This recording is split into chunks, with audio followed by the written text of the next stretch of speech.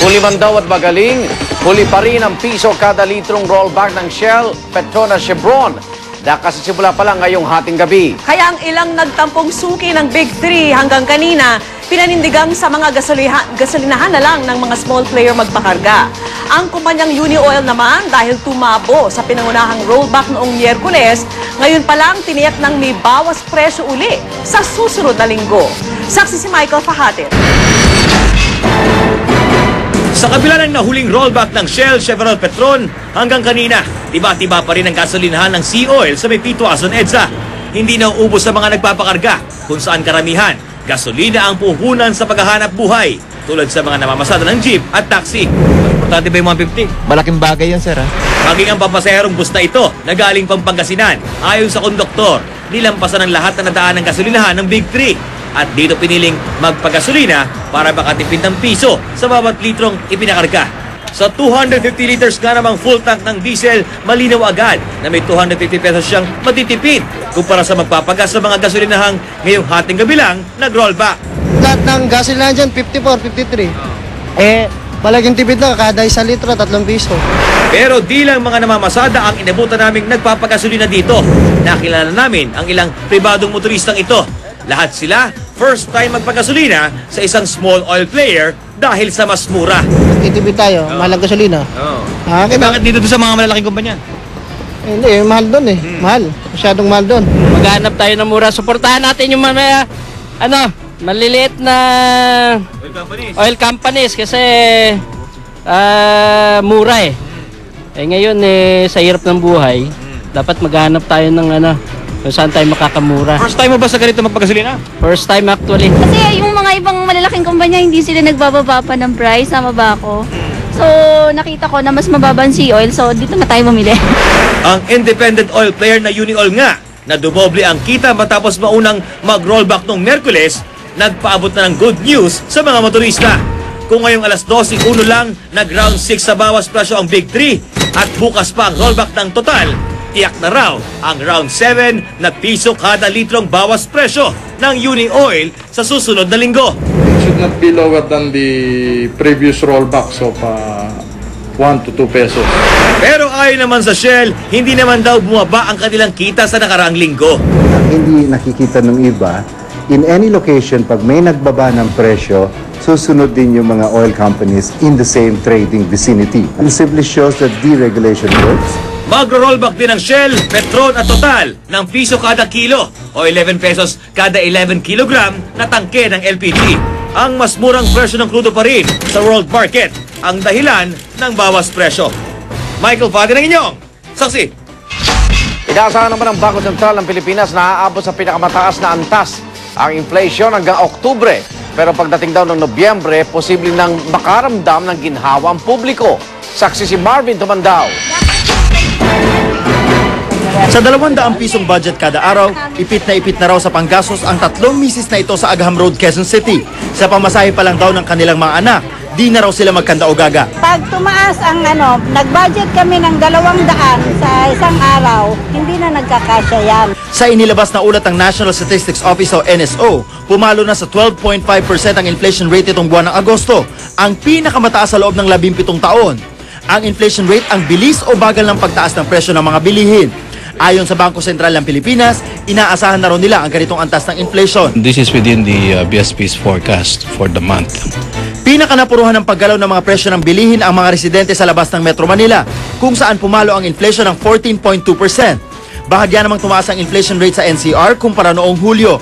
Nagsimula ang pag-arangkada ng inflation rate ng bansa nitong Pebrero.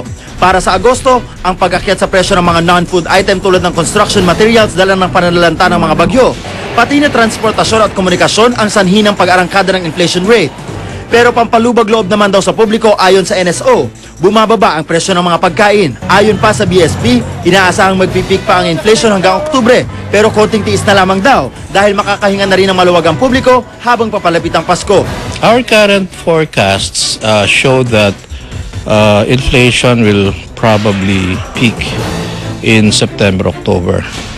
And then after that, it will start to go down. Ako si Marvin Tumandao, ang inyong saksi. Pwede pa raw mapababa ng 2 piso kada kilowatt hour ang singil sa kuryente ng Meralco batay sa pag-aaral ng University of the Philippines. Kaya naman pinabubuksan ni Congressman Mikey Arroyo ang libro ng Meralco para malaman kung may basehan ba ang mga dating pagtataas ng singil sa kuryente. Saksi si Ruth Cabal.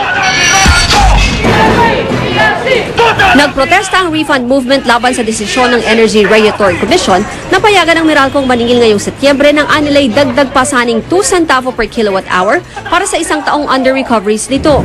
Sa hearing kanina ng Joint Congressional Power Commission tungkol sa power rates, pinagpapaliwanag nga ni Congressman Mikey Arroyo ang Meralco tungkol sa inaprobahang pagtaas sa singil sa kuryente.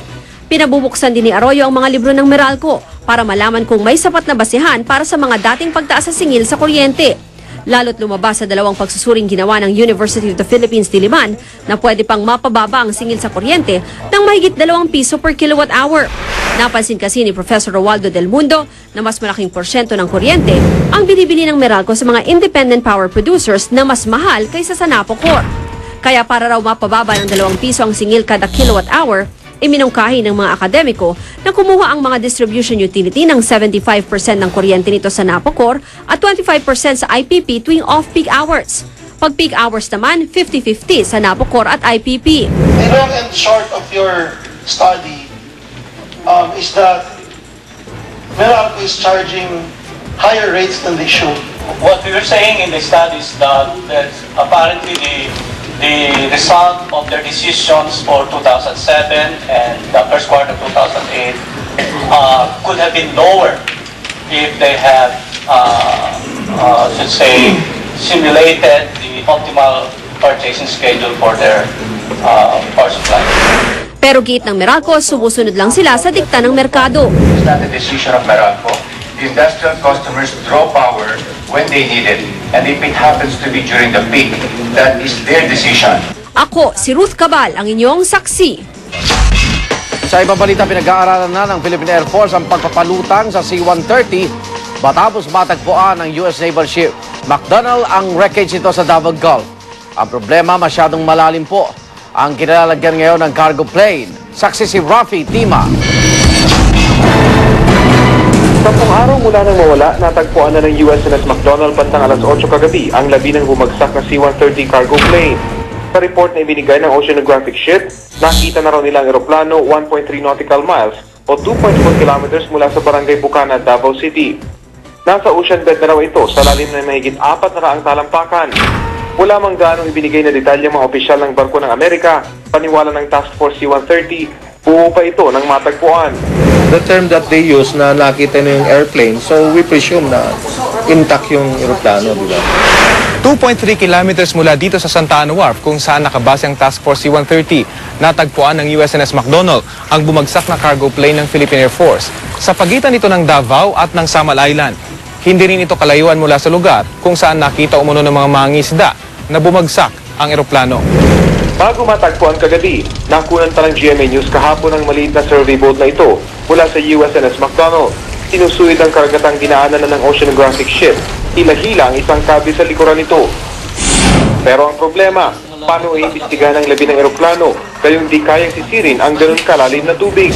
Special equipment, skills at tapang ng diver. Kaya daw nila hanggang 300 feet. Unfortunately, the site of the wreckage is deep at 426 feet. Pinag-iisipan ngayon ng Air Force kung kakayaning palutangin ang labi ng eroplano sa tulong ng isang salvor. Kung kakayanin na i-refloat, mas maganda yan doon sa mga members ng investigation team. Pero kung talagang hindi kakaya, so we will be contented with the available parts of the C-130. Mula sa Davao City, ako si Rafi Tima, ang inyo saksi. Posibleng sa September 24 pa masimulan ang salvaging operation ng tumaob na MV Princess of the Stars.